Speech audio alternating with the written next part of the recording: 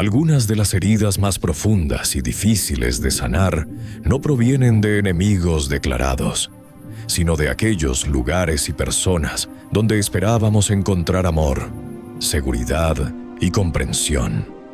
Es una paradoja dolorosa. El refugio se convierte en la tormenta. Para muchos creyentes, estas heridas se cargan en un silencio absoluto y devastador. Se dicen a sí mismos que la resistencia es sinónimo de santidad, que callar ante la injusticia es un acto de obediencia suprema y que el sufrimiento, sin importar cuán destructivo sea, debe ser aceptado como la voluntad inescrutable de Dios. Con el paso de los años, este dolor se espiritualiza. El daño emocional y físico empieza a camuflarse bajo el lenguaje de la fe, pero debemos ser tajantes.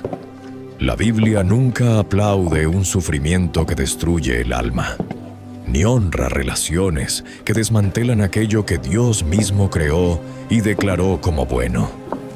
He luchado con esta verdad de manera personal y entiendo perfectamente lo confuso que puede resultar cuando se utiliza la Escritura para justificar lo que te está dejando roto por dentro. Desde el principio, Dios revela su corazón, no como alguien feroz o que busca disminuirnos, sino como un protector justo y profundamente compasivo. Él escucha el clamor de los oprimidos no porque sus voces sean fuertes, sino porque sus vidas importan. Como dice el Salmo 103:8, el Señor es compasivo y clemente, lento para la ira y grande en amor. A continuación, estudiaremos 6 comportamientos dañinos que la Biblia no nos llama a soportar. Así que toma asiento y ponte cómodo, que lo que estás a punto de escuchar puede cambiar el rumbo de tu historia. El primer comportamiento que encontramos es el abuso prolongado en nombre del amor. Una de las trampas más dolorosas en las que puede caer un creyente es la de aceptar el abuso prolongado, bajo la creencia de que está realizando un sacrificio sagrado. Existe una narrativa distorsionada que ha circulado por generaciones, sugiriendo que el amor cristiano se mide por la capacidad de absorber el daño, el maltrato o la crueldad sin quejarse. Se nos ha dicho que la paciencia es infinita y que la resistencia ante la injusticia personal es una medalla de honor espiritual, pero debemos ser tajantes desde el inicio. El abuso no es una prueba de fe y el maltrato no es un instrumento de santificación diseñado por Dios. El abuso, en cualquiera de sus formas, es una profanación de la imagen de Dios en el ser humano. Cuando hablamos de abuso prolongado, no nos referimos a los roces normales de cualquier relación humana o a los desacuerdos que requieren perdón y paciencia. Nos referimos a patrones sistemáticos de desvalorización, agresión verbal, física o emocional que desmantelan la paz de una persona. La Biblia es clara al definir el amor, y en ninguna de sus páginas el amor se describe como algo que aplasta al otro. Si acudimos a la famosa definición de 1 Corintios 13, 4-5, encontramos que el amor es paciente, es bondadoso. El amor no tiene envidia, no es jactancioso, no es orgulloso. No hace nada indebido, no busca lo suyo, no se irrita, no guarda rencor. Si contrastamos esta verdad bíblica con la realidad del abuso, vemos que son polos opuestos. El abuso es impaciente, es cruel, es profundamente orgulloso y busca el control total sobre el otro. Por lo tanto, llamar amor a una dinámica de maltrato es una contradicción teológica y una mentira destructiva. Es vital entender que Dios no es un espectador pasivo ante el dolor de sus hijos. A lo largo de la Escritura vemos a un Dios que se indigna ante la opresión. En el Salmo 11:5 se nos dice que el Señor prueba al justo, pero al malo y al que ama la violencia, su alma los aborrece. Si el corazón de Dios aborrece la violencia, ¿por qué creeríamos que Él nos pide que permanezcamos expuestos a ella de forma indefinida? La idea de que debemos aguantar el abuso para ganar el favor divino es una distorsión de la cruz de Cristo. Jesús sufrió por nuestros pecados para darnos vida y libertad, no para validar que otros nos sigan crucificando en nuestra vida cotidiana. El sacrificio de Jesús fue redentor. El sufrimiento en una relación abusiva es simplemente destructivo.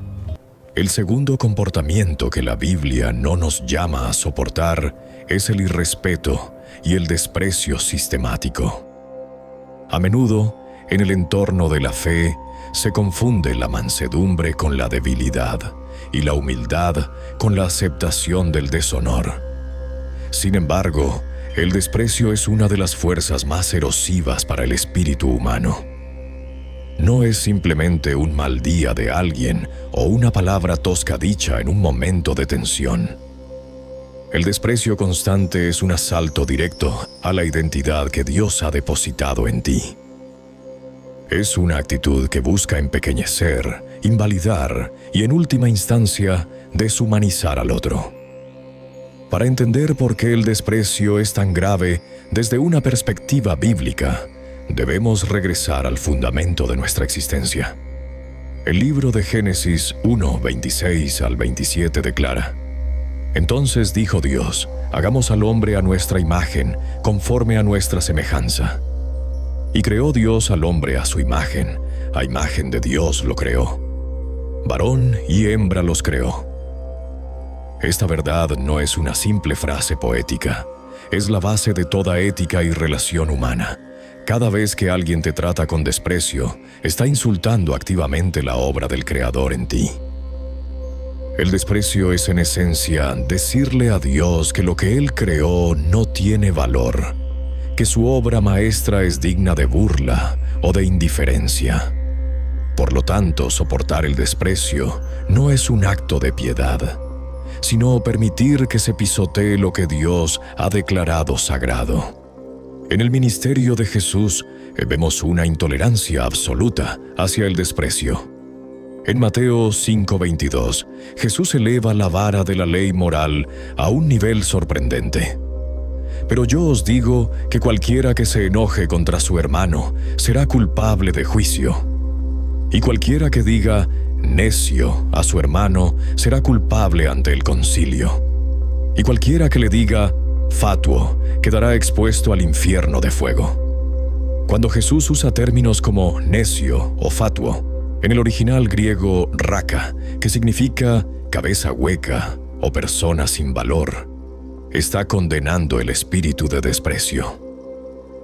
Para Cristo, tratar a alguien como si no tuviera valor intelectual o espiritual es un pecado de la misma raíz que el asesinato, porque ambos buscan eliminar la existencia del otro, ya sea física o emocionalmente.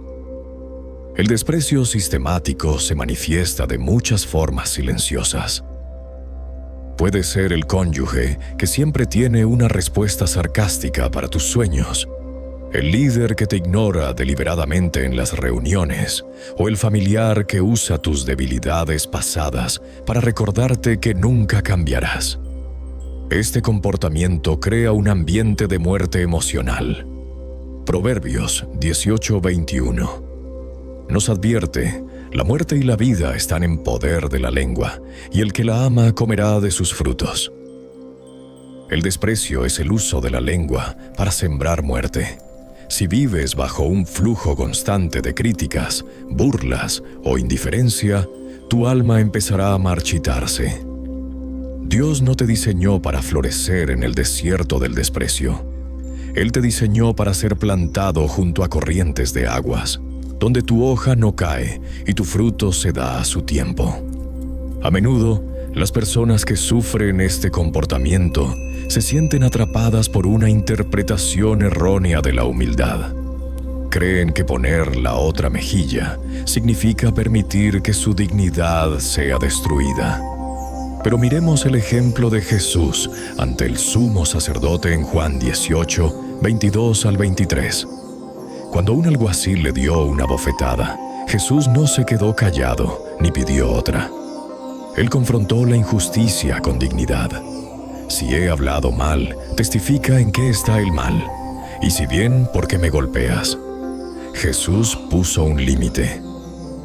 Él no permitió que el abuso pasara sin ser cuestionado. La verdadera humildad es conocer quién eres en Dios y no permitir que las mentiras de los hombres definan tu realidad. Consideremos la historia de alguien a quien llamaremos Ricardo. Ricardo es un hombre profundamente comprometido con su iglesia y su comunidad. Sin embargo, en la privacidad de su hogar, su esposa lo trataba con un desprecio constante.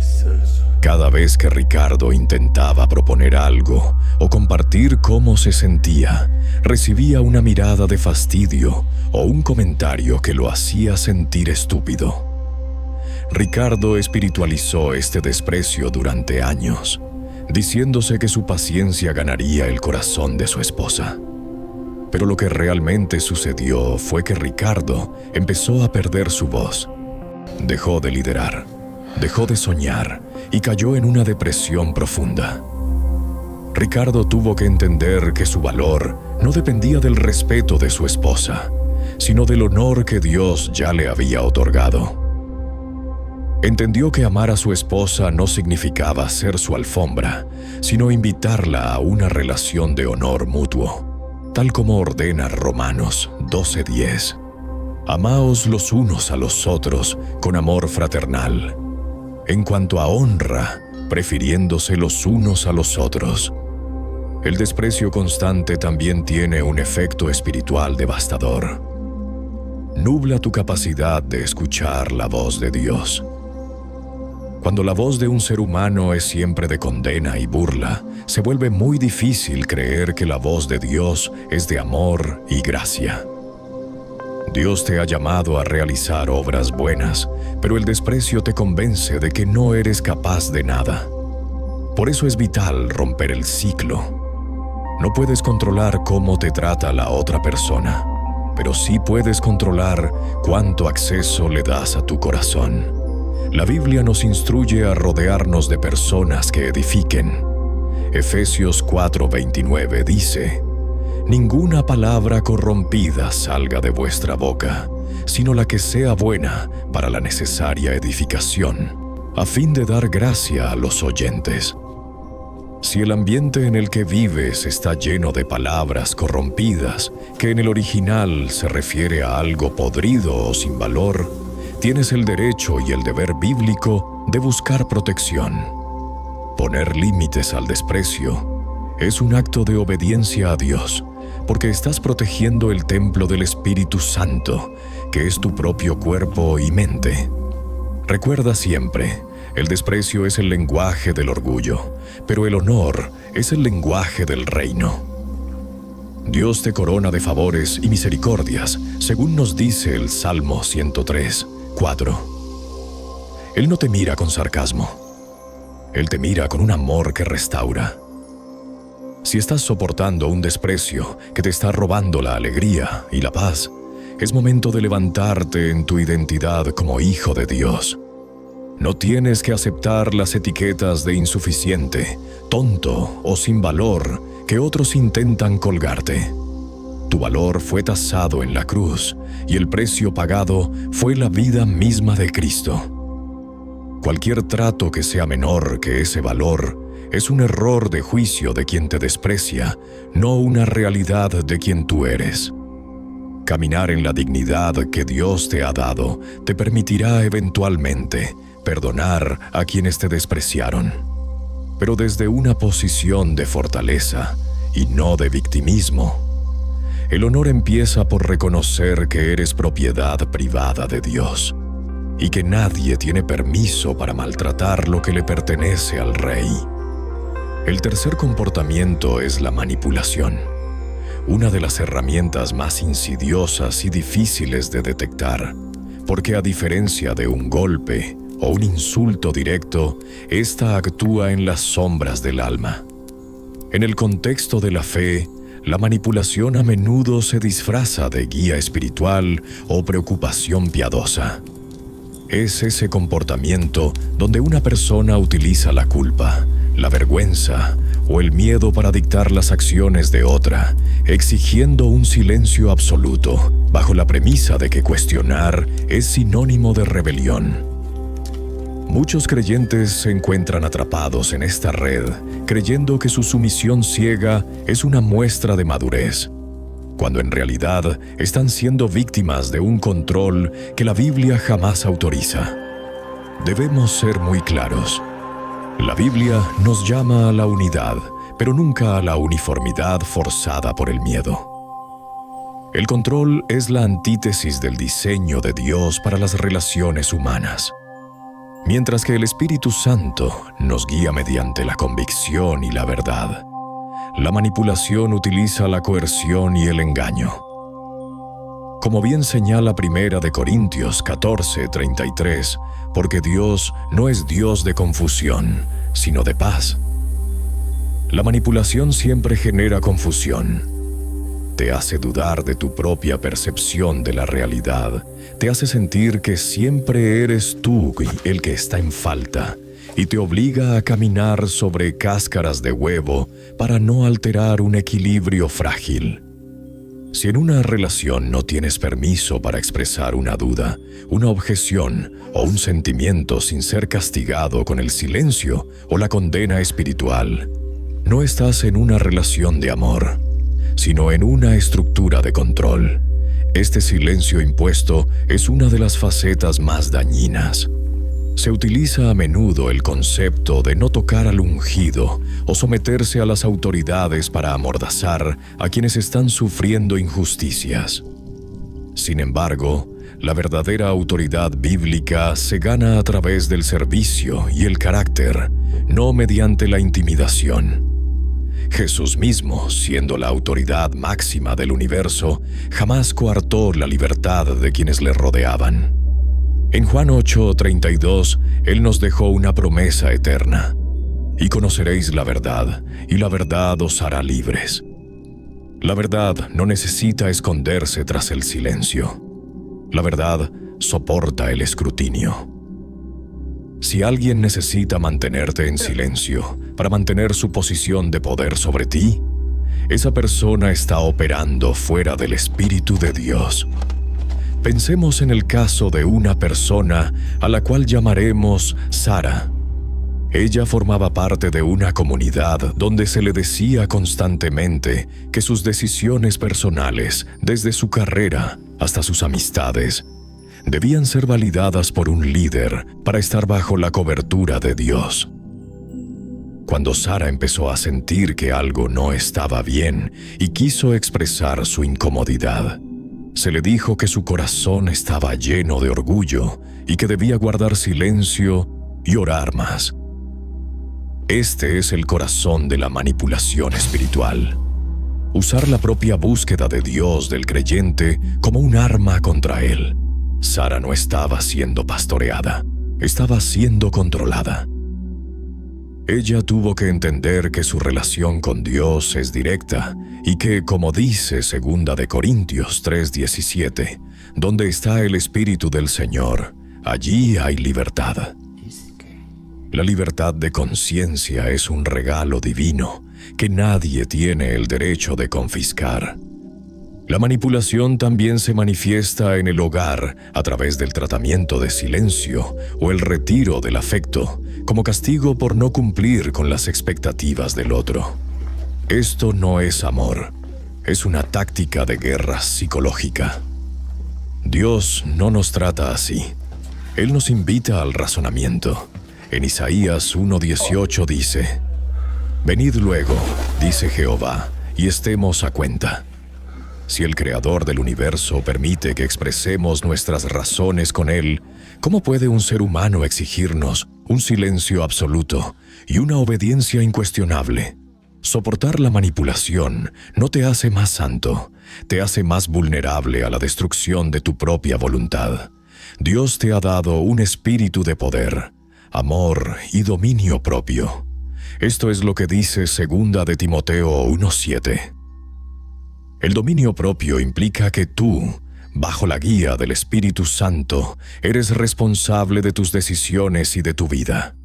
Recuperar tu voz y romper el silencio frente al control no es un acto de deslealtad, sino un acto de fidelidad hacia el Dios que te creó libre. No permitas que el nombre de Dios sea usado como un candado para tu alma. El amor de Dios ilumina la verdad, no la esconde bajo el peso del control humano. Un comportamiento sumamente agotador y teológicamente confuso es la tendencia a asumir las consecuencias de las malas decisiones, los pecados o la irresponsabilidad de otras personas. Existe una línea muy delgada, pero vital, entre la compasión cristiana y la codependencia destructiva. A menudo, bajo la bandera de llevar las cargas los unos de los otros, muchos creyentes terminan convirtiéndose en un amortiguador que impide que el transgresor experimente el peso natural de sus actos. Sin embargo, la Biblia establece una distinción clara. Estamos llamados a ayudar en las crisis, pero no a subsidiar el pecado ni a absorber la irresponsabilidad ajena de manera indefinida. Para entender esto, debemos mirar con lupa un pasaje que suele malinterpretarse por falta de contexto. Gálatas 6. En el versículo 2 se nos dice: «Sobrellevad los unos las cargas de los otros, y cumplid así la ley de Cristo». La palabra griega baros en el original se refiere a una carga pesada, una roca que alguien no puede mover por sí solo, como una enfermedad, un luto o una catástrofe. Pero solo 3 versículos después, en Gálatas 6:5, el apóstol Pablo añade: «Porque cada uno llevará su propia carga». Aquí la palabra carga ya no traduce carga pesada, es decir, similar a una roca, sino que el original griego para este pasaje, la carga se traduce como fortion, se refiere a la mochila de un soldado, es decir, la responsabilidad individual que cada persona tiene ante Dios por su propio carácter, sus finanzas y sus decisiones morales. Cuando tú intentas llevar el fortion de otra persona, no estás siendo más cristiano. Estás alterando el orden de aprendizaje y arrepentimiento que Dios diseñó. La Escritura es tajante en cuanto a la responsabilidad individual. Ezequiel 18:20 declara: «El alma que pecare, esa morirá. El hijo no llevará el pecado del padre, ni el padre llevará el pecado del hijo. La justicia del justo será sobre él, y la impunidad del impío será sobre él». Este principio nos libera de una culpa que no nos pertenece. Si alguien cercano a ti elige vivir en el engaño, en la adicción, en la pereza o en el maltrato, tú no eres el responsable de arreglarlo a costa de tu propia paz o estabilidad. Muchas veces, al intentar salvar a alguien de las consecuencias de su pecado, lo que realmente estamos haciendo es interponernos entre esa persona y la disciplina de Dios, la cual tiene como fin último llevarla al arrepentimiento. Pensemos en el caso de una persona que a manera de ejemplo llamaremos Mónica. Durante años, Mónica agotó sus ahorros pagando las deudas de su hermano, quien tenía un problema crónico de juego y mala administración. Ella mentía a sus padres para proteger la reputación de su hermano y pasaba noches sin dormir ideando planes para sacarlo del siguiente problema. Mónica creía que estaba siendo una hermana piadosa. Sin embargo, su hermano nunca cambió, porque nunca tuvo que enfrentar el hambre, el rechazo o la pérdida que sus decisiones provocaban. Mónica estaba cargando con un pecado ajeno que la estaba destruyendo a ella mientras mantenía al otro en una comodidad peligrosa. Cuando Mónica finalmente puso un límite y dijo: «No pagaré más tus errores», su hermano se enfureció. Pero fue solo en ese momento de crisis real cuando él buscó ayuda profesional y espiritual. El amor real permite que el otro enfrente la verdad. Jesús nos enseñó que la verdad es lo que libera, no el encubrimiento. Permitir que alguien sea irresponsable mientras tú absorbes el impacto de sus actos no es un acto de gracia, es un acto de facilitación. Proverbios 19:19 advierte: el de grande ira llevará la pena, y si usa de violencia, añadirá nuevos males.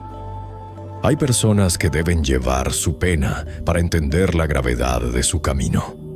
Cargar con el pecado ajeno genera un resentimiento profundo y una fatiga espiritual que nubla tu propia relación con Dios.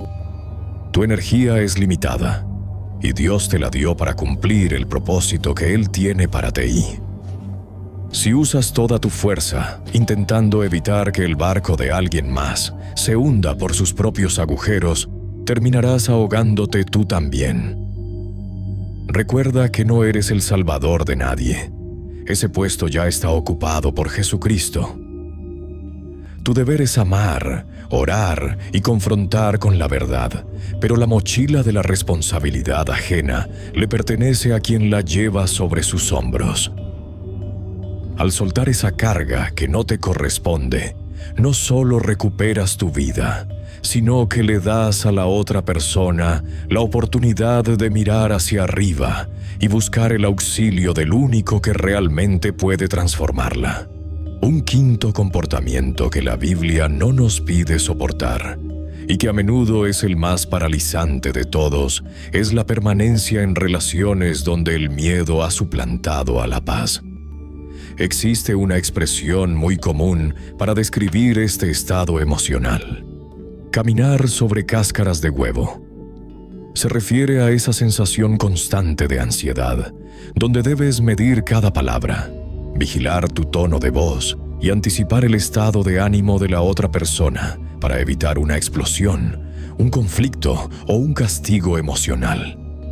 Vivir en este estado de alerta permanente no es solo agotador, sino que es una señal clara de que la relación se ha desviado del diseño divino. Dios no es el autor del miedo que esclaviza, sino el dador de la paz que libera. La Escritura es contundente respecto al origen del miedo en nuestras vidas. En 2 de Timoteo 1:7 encontramos una de las promesas más poderosas para quienes viven bajo intimidación. Porque no nos ha dado Dios espíritu de cobardía, sino de poder, de amor y de dominio propio. Si el ambiente en el que vives, ya sea tu hogar, tu trabajo o incluso tu iglesia, te produce un espíritu de cobardía o temor constante, puedes estar seguro de que ese ambiente no está siendo alimentado por el Espíritu de Dios. El Espíritu Santo nos capacita con poder para establecer límites, con amor para buscar el bienestar y con dominio propio para no ser controlados por las emociones de los demás. El miedo, por el contrario, nos quita el poder, pervierte el amor y destruye nuestro dominio propio, dejándonos a merced del control ajeno. El amor y el miedo son fuerzas mutuamente excluyentes en su estado más puro, como nos recuerda 1 de Juan 4:18. En el amor no hay temor, sino que el perfecto amor echa fuera el temor, porque el temor lleva en sí castigo, de donde el que teme no ha sido perfeccionado en el amor. Cuando una relación se basa en el miedo al castigo, ya sea físico, verbal o el castigo del silencio, el amor ha dejado de ser el motor de esa unión. Dios nos llama a relaciones basadas en la edificación mutua, no en la vigilancia constante. Si el respeto que alguien exige se basa en que tú le tienes miedo, entonces no es respeto, es tiranía. La Biblia nos enseña en Proverbios 29:25 que el temor de Dios es el principio de la sabiduría, pero el temor al hombre es un lazo o trampa. Pensemos en el siguiente caso que, a modo de ejemplo, llamaremos Claudia. Claudia vivía en un matrimonio donde su esposo tenía un carácter impredecible. Ella se despertaba cada mañana analizando el sonido de sus pasos o la forma en que cerraba la puerta para saber si sería un buen día o un mal día. Claudia dejó de invitar a sus amigas, dejó de participar en el coro de la iglesia y se convirtió en una sombra de sí misma, todo con el fin de no provocar a su marido. Ella creía que su sumisión temerosa era una forma de mantener la paz. Pero lo que Claudia tenía no era paz, era una tregua armada basada en su propia aniquilación. La paz de Dios, según Filipenses 4:7, es una que sobrepasa todo entendimiento y que guardará vuestros corazones y vuestros pensamientos. La falsa paz de Claudia no guardaba su corazón, lo estaba destruyendo. Dios nos llama a vivir en libertad, y esa libertad incluye el derecho a vivir sin terror. En el Antiguo Testamento, cuando Dios liberó a su pueblo de la esclavitud en Egipto, no solo los sacó de un lugar geográfico, sino que los sacó de un sistema de miedo y opresión. Él se presentó ante ellos como el Señor que les daba descanso. Si hoy te encuentras en una relación donde la ansiedad es tu compañera diaria y el miedo dicta tus pasos, recuerda que Jesús vino para que tuviéramos vida en abundancia. La vida abundante no es compatible con el pánico crónico. Reconocer que el miedo no es de Dios es el primer paso para recuperar tu paz. No estás llamado a ser el amortiguador de la inestabilidad emocional de nadie. Dios te ha dado la dignidad de caminar con la frente en alto, sabiendo que tu seguridad descansa en sus manos, no en el humor de otra persona. Al buscar la paz, no estás huyendo de tus responsabilidades. Estás regresando al único ambiente donde tu alma puede realmente prosperar y servir al Señor con alegría. El sexto y último comportamiento que la Biblia no nos llama a soportar es quizás el más sutil y por lo tanto uno de los más peligrosos para nuestra salud espiritual: la erosión de nuestra propia misión de vida por el deseo de complacer a los demás. Este comportamiento se manifiesta cuando permites que las expectativas, las demandas o las inseguridades de otras personas sofoquen los dones, talentos y propósitos que Dios ha depositado exclusivamente en ti. Es el arte trágico de decir sí a los hombres mientras le dices no al Creador, creyendo erróneamente que esa complacencia es una forma de humildad o de servicio, cuando en realidad es una forma de traición a tu propio diseño divino. La Escritura es tajante respecto a esta jerarquía de lealtades. En Gálatas 1:10, el apóstol Pablo lanza una pregunta que debería resonar en lo más profundo de nuestra conciencia. Pues, ¿busco ahora el favor de los hombres o el de Dios? ¿O trato de agradar a los hombres? Pues si todavía agradara a los hombres, no sería siervo de Cristo. Pablo entendía que es imposible caminar plenamente en el llamado de Dios si nuestra mirada está constantemente puesta en el rostro de quienes nos rodean, buscando una señal de aprobación. Complacer a la gente, cuando esto implica sacrificar nuestra integridad o nuestra obediencia a Dios, nos convierte en esclavos de los hombres y nos descalifica para el servicio real al reino. El miedo al rechazo es a menudo la raíz de este comportamiento. Queremos ser buenos cristianos y erróneamente equiparamos ser buenos con no causar conflictos, no incomodar y no ser diferentes. Pero si miramos la vida de los profetas, de los apóstoles y del mismo Jesús, vemos que su fidelidad a Dios a menudo los puso en rumbo de colisión directa con las expectativas de su sociedad, de sus familias e incluso de sus líderes religiosos. En Hechos 5:29, ante la presión de las autoridades para que dejaran de cumplir su misión, los apóstoles respondieron con una claridad asombrosa. Es necesario obedecer a Dios antes que a los hombres. Esta no fue una declaración de rebeldía gratuita, sino una declaración de orden. La voz del comandante jefe siempre debe prevalecer sobre la voz de los soldados o de los civiles. Cuando sacrificas tu llamado para complacer a otros, las consecuencias no son solo externas, son profundamente internas. Este sacrificio eventualmente lleva al resentimiento, a la exhaustión emocional y a una nubosidad espiritual que te impide ver el camino. No puedes caminar con claridad si tus ojos están nublados por las lágrimas de la frustración o por el cansancio de intentar cargar una mochila que Dios no te dio.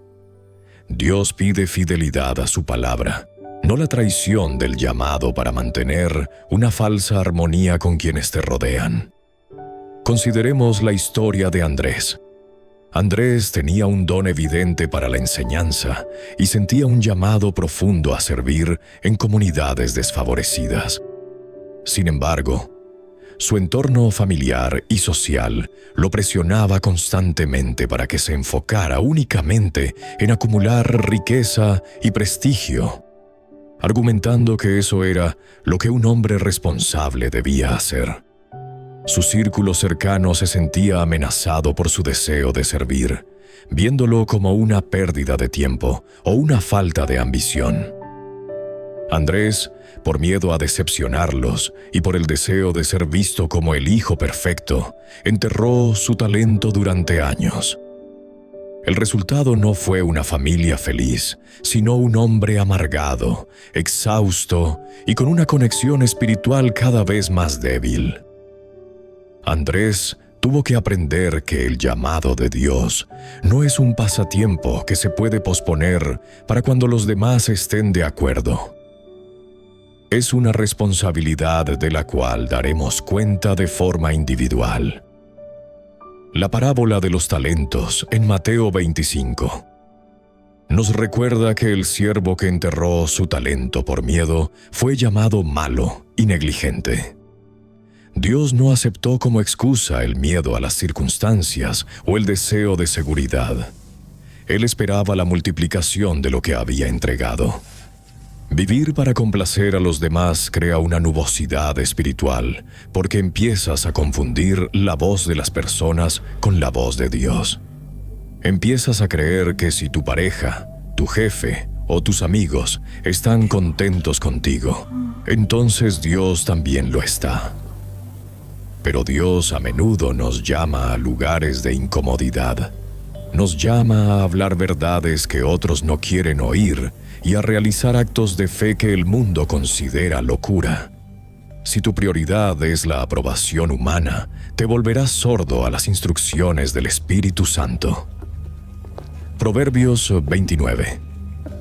25 advierte: el temor del hombre pondrá lazo, mas el que confía en Jehová será levantado. Ese lazo o trampa es precisamente lo que te impide avanzar hacia la vida abundante que Jesús prometió. Jesús dijo en Juan 10:10: el ladrón no viene sino para hurtar y matar y destruir.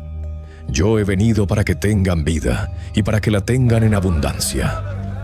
Una de las formas más sutiles en que el enemigo hurta tu vida es a través de las expectativas ajenas. Te roba el tiempo, te roba la energía y te roba la alegría de cumplir tu propósito. La vida abundante no significa una vida libre de críticas o de oposiciones. De hecho, a menudo significa lo contrario. Significa la libertad de saber quién eres en Cristo y de actuar en consecuencia, sin importar si el mundo te aplaude o te abuchea. Sacrificar tu llamado por complacencia también es una forma de idolatría, porque pones la opinión de un ser humano por encima de la palabra de Dios. Dios te ha diseñado con una combinación única de experiencias, dones y pasiones. Cuando intentas encajar en el molde que otros han construido para ti, estás rechazando la sabiduría del Creador. Estás diciendo que el diseño humano es mejor que el diseño divino. Dios no pide ese sacrificio. Él no es un Dios cruel que se deleita en verte anularte a ti mismo para satisfacer los caprichos de otro. Él es un Dios que rescata y restaura, un Dios que te llama a caminar en la luz de su verdad. Para romper este ciclo, debes reconocer que tu identidad no depende de tu utilidad para los demás, sino de tu fidelidad a Dios.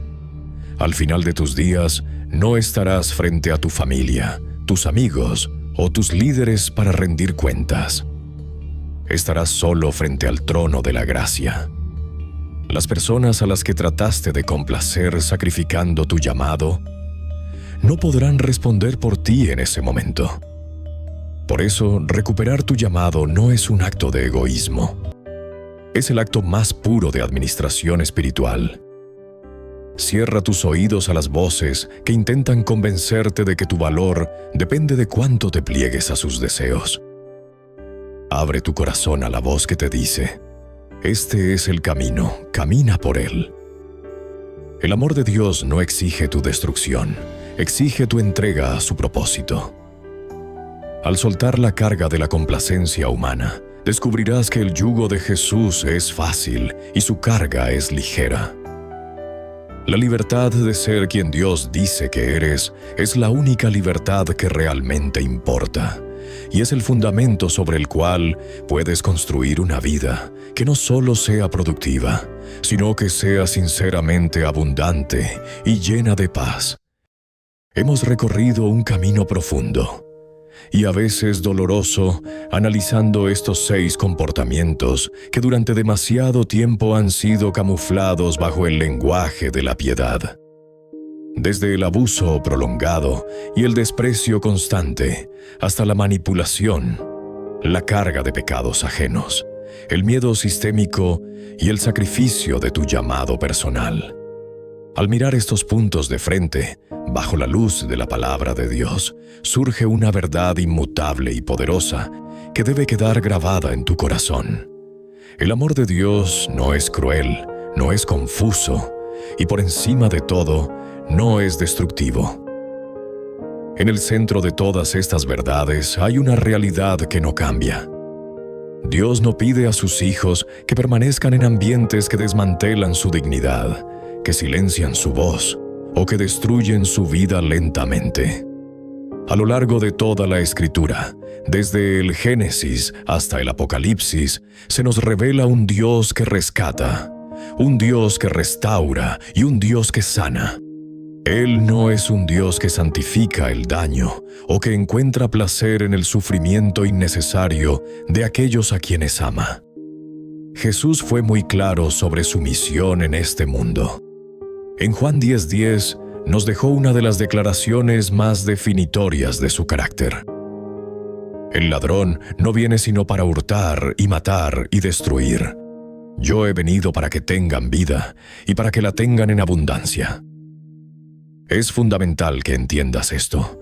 Cualquier sistema, cualquier relación o cualquier doctrina que hurte tu paz, mate tus sueños o destruya tu identidad, no proviene del buen pastor. Proviene del ladrón. La vida abundante que Cristo prometió no significa una vida libre de desafíos o de problemas externos. Significa, sin embargo, la libertad profunda de romper con los modelos que roban la alegría, la paz y la sinceridad. Significa que tienes el permiso divino para poner límites, para buscar seguridad y para caminar en la verdad. No eres una víctima eterna del mal ajeno. Eres un hijo o una hija del Rey, redimido para caminar en libertad. A menudo el miedo nos susurra que si nos alejamos del dolor o si ponemos fin a un ciclo de maltrato, estamos fallándole a Dios. Pero la realidad es la contraria. Cuando decides que tu vida y tu llamado son demasiado valiosos para ser pisoteados, estás honrando al Creador que te dio esa vida. Estás reconociendo que el sacrificio de Jesús fue suficiente y que no necesitas añadir tu propia destrucción para completar su obra. Dios te ha llamado a la paz. Te ha llamado a ser luz pero no puedes brillar si estás siendo consumido por la oscuridad de una relación tóxica o un sistema de control. Al cerrar este tiempo de reflexión, te invito a que respires profundamente y aceptes la gracia que Dios te ofrece hoy. Una gracia que no te condena por tus heridas, sino que se acerca para vendarlas. Una gracia que te da la fuerza para levantarte y decir, hasta aquí. Recuerda que tu valor fue tasado en el cielo y pagado en la cruz. No permitas que nadie en la tierra le ponga un precio menor. Camina con la frente en alto, no por orgullo, sino por la dignidad de saber quién eres en Él. Que la paz de Dios, que sobrepasa todo entendimiento, guarde tu corazón y tus pensamientos en Cristo Jesús. Es tiempo de dejar atrás las cadenas del hombre y abrazar de una vez por todas la libertad abundante que solo Dios puede dar. Has sido creado para la vida, para el propósito y para la paz. No te conformes con menos. Amén. Si este mensaje ha traído claridad a tu vida o ha sido un bálsamo para tus heridas, te invito a que te unas a nuestra comunidad. Suscríbete al canal y activa la campana de notificaciones. De esta manera, no te perderás ninguna de nuestras reflexiones y estudios profundos. No olvides darle me gusta al video. Al hacerlo, nos ayudas a que este mensaje de libertad llegue a miles de personas más que hoy se sienten atrapadas en la confusión. Me encantaría escucharte. Pásate por la sección de comentarios y comparte con nosotros qué parte de este estudio resonó más en tu corazón. Si estás pasando por una situación difícil y necesitas apoyo espiritual, deja aquí mismo tu solicitud de oración. Creemos en el poder del acuerdo y queremos unirnos a tu clamor. No te quedes con esta palabra. Estoy seguro de que mientras escuchabas, Dios puso a alguien específico en tu corazón. Comparte este video ahora mismo con esa persona o con alguien que sepas que necesita recordar su valor ante el Señor. Podría ser el instrumento de Dios para su restauración hoy. Y antes de irte, tu camino de sanidad y sabiduría continúa. Haz clic en el siguiente video que aparece ahora mismo en pantalla para seguir profundizando en la verdad que nos hace libres. Nos vemos allí y que Dios te bendiga grandemente.